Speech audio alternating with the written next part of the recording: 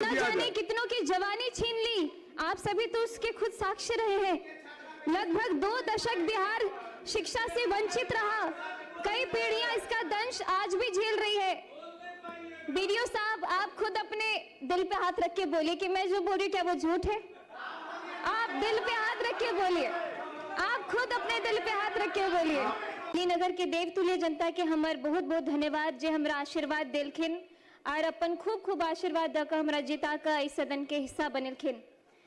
आदरणीय प्रधानमंत्री जी को बहुत बहुत धन्यवाद, उन्हीं के प्रेरणा से मैंने राजनीति में अपना कदम रखा। हमारे माननीय मुख्यमंत्री जी को, जिन्होंने अपना पूरा जीवन ही बिहार को संवारने में समर्पित किया, उनको बहुत बहुत धन्यवाद। आज इस विधानसभा में खड़े होकर बोलना मेरे लिए बहुत बहुत बहुत बड़ी बात है। ये सिर्फ एक भाषण नहीं है, यह उस बेटी का सपना है जो बिहार की मिट्टी में, मिथिला की मिट्टी में पली बढ़ी खेली कूदी। मैं जानती हूँ कि इस सदन में मुझसे कई अधिक अनुभवी, कई अधिक वरिष्ठ और कई अधिक परिपक्व नेता विराजमान हैं। विपक्ष के वे दिग्गज नेता जिनकी राजनीतिक उम्र मेरी पूरी उम्र से बड़ी होगी, उन सभी के सामने बोलना भी मेरे लिए बहुत चुनौतीपूर्ण है। अध्यक्ष जी, आज शिक्षा बजट पर चर्चा हो रही है तो मैं आपसे एक सवाल पूछना चाहती हूँ कि वो बिहार सभी को याद है। जब मैं उस समय को याद करती हूँ तो मुझे महाभारत के धृतराष्ट्र का हस्तिनापुर याद आता है, जो बहुत बड़े वरिष्ठ और बहुत ही अनुभवी नेता रहे, बहुत ही अनुभवी राजा रहे, लेकिन वो अंधे थे। और उससे भी बड़ी बात है कि वो देखना भी नहीं चाहते थे, क्योंकि उन्हें हस्तिनापुर की चिंता नहीं बल्कि दुर्योधन की चिंता लगी रहती थी। जब इस धरती की बेटियां स्कूल जाने से डरती थी, जब सरकारी स्कूल के नाम पर सिर्फ टूटी फूटी दीवारें, जब शिक्षक वेतन के लिए दर बदर भटकते रहते थे, जब दोपहर का खाना नहीं मिलता था तो बच्चे भूखे पेट पढ़ने जाते थे और ज्यादातर तो जाते भी नहीं थे। जनता चिल्लाती रहती थी कि स्कूल में शिक्षक नहीं है तो कानों पे पट्टी। जनता रोती रहती थी कि बेटी पढ़ नहीं पा रही है तो आंखों पे पट्टी। और जनता कहती रहती थी कि बिहार पिछड़ रहा है, तब भी इनका दिल नहीं पसीझा। बिहार में 2005 से पहले ऐसा ही अंधेरा था, स्कूल में ताले, पढ़ाई लिखाई नहीं, बजट आता था लेकिन बच्चों तक पहुंचता नहीं था, रिपोर्ट में विद्यालय थे लेकिन जमीन पर घास उगती रहती थी। और हमारे विपक्ष के माननीय साथी जो आज बड़े गंभीर मुद्रा में यहाँ बैठे हुए हैं, आप सभी इस दौर के साक्षी रहे हैं और ये भी कह सकती हूँ कि आप सहयोगी भी रहे हैं, लेकिन हम उन्हें दोष नहीं देते हैं। हम तो बस इतना कहना चाहते हैं कि जो बीत गई सो बात गई, लेकिन इतिहास गवाह है। भले ही बिहार की भोली भाली जनता वो दौर भूल जाए, लेकिन इतिहास कभी नहीं भूल सकती है, ना ही वो कभी माफ करेगी। 2005 में एक नवोदय हुआ, नया सूरज उगा। माननीय उपाध्यक्ष महोदय जी, 2005 में बिहार की जनता ने एक ऐतिहासिक फैसला किया और उस फैसले का नाम था नीतीश कुमार। महाभारत में जब युधिष्ठिर राजगद्दी पर बैठे तो उनके राज में धर्म की स्थापना हुई, न्याय आया और प्रजा सुखी हुई। ठीक उसी तरह जब नीतीश कुमार जी ने बिहार की बागडोर संभाली तो यहाँ सुशासन आया। जब मैं यहाँ इस विधानसभा में खड़ी हूँ तो मेरे मन में एक श्लोक गूंज रहा है, तमसो मां ज्योतिर्गमय, अर्थात अंधकार से मुझे प्रकाश की ओर ले चलो। यही बिहार रहा है, अंधकार से प्रकाश की ओर, भय से आत्मविश्वास की ओर, अपमान से सम्मान की ओर और जंगल राज से सुशासन की ओर। उपाध्यक्ष जी, नीतीश कुमार जी ने एक ऐसी योजना शुरू की जिसने पूरे देश को चौंका दिया, मुख्यमंत्री साइकिल योजना, जिसके बारे में सभी ने बात की है। और मैं खासकर इसलिए बोलना चाहती हूँ कि मेरी आंखों देखी कहानी है। मेरे खुद के गांव में जहाँ स्कूल के नाम पे कोई बात ही नहीं होती थी और एकाएक साइकिल योजना जब शुरू हुई तो मेरे गांव के अड़ोस पड़ोस की सभी दीदियों ने स्कूल जाना शुरू कर दिया।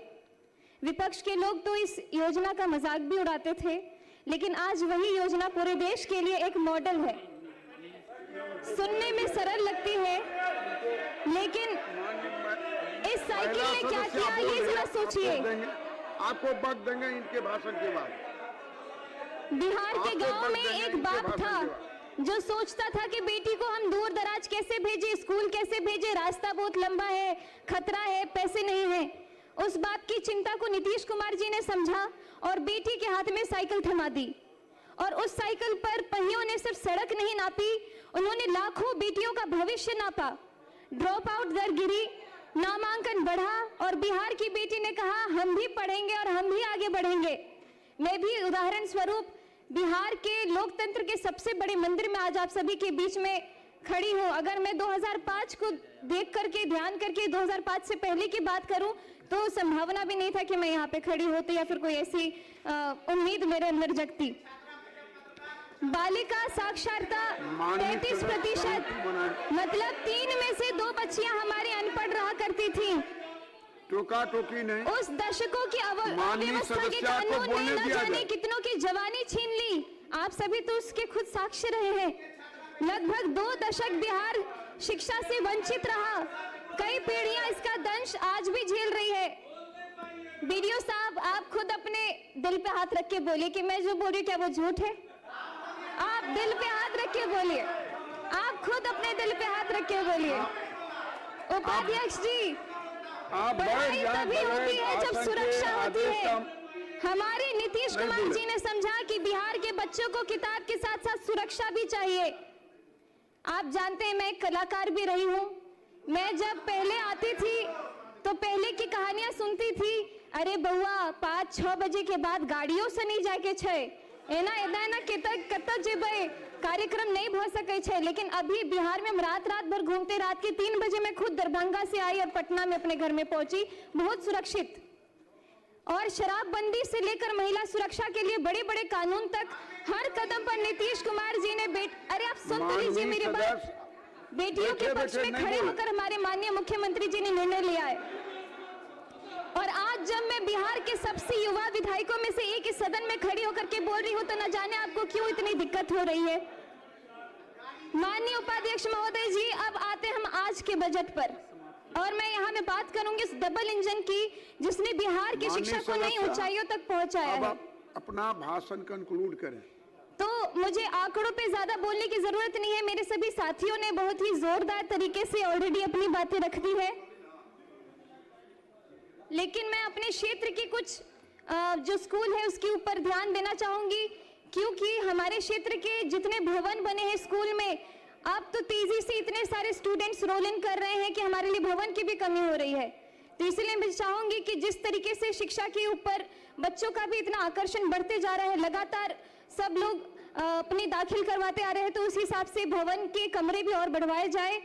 जैसे कि कीरतपुर में प्राथमिक विद्यालय, गड़ौल कन्या विद्यालय, कुमरौल विद्यालय, प्राथमिक विद्यालय महथौर मुसहरी, प्राथमिक विद्यालय पकड़ी, उच्च माध्यमिक विद्यालय महथौर हरिजन, ग्राम श्री रामपुर टोले के दरगाह में जो कमरे हैं और बढ़ाया जाए, सकतपुर का विद्यालय, लगमा प्राथमिक विद्यालय। अपना आसन ग्रहण करें। बहुत बहुत धन्यवाद। माननीय सदस्य श्री नचिकेता जी, बहुत बहुत धन्यवाद उपाध्यक्ष महोदय। सर